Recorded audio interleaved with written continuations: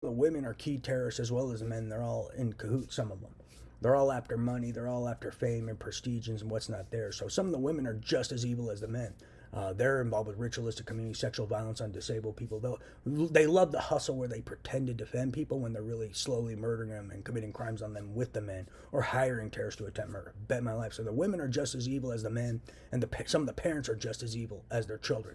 Swear on my mother, they're all involved with deceit and deception and pulling hustles. Don't be overly trusting.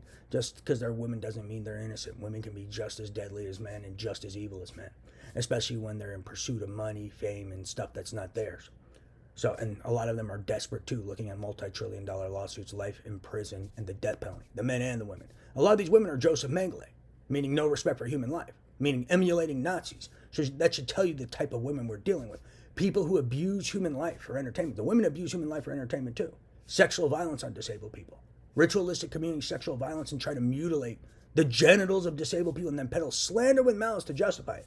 Bet my life on it. So some of these women are just as evil as the men. I mean, you got to be one sick fuck to try to mutilate the genitals of a disabled person for no reason so you can make them look psychotic and manipulate bets, and you're so selfish. It's disgusting. Because a lot of it revolves around their illegal pornography gambling, where they try to mutilate disabled people's genitals and try to manipulate bets to influence what they ejaculate about. Bet my life on it. That should also tell you the level of ethics of these women. Zero. It also should tell you the fact that they're involved with highly illegal, unethical, inhumane human experimentation and emulating Joseph Mengele, the level of their ethics. Zero. And it should also tell you their lack of respect for human life. Zero. So some of the women are just as evil as the men. Don't fall for it. Bet my life they're all in deceit and deception. Guarantee you it's don't fall for a pretty face and don't be a fucking moron. Praise Jesus.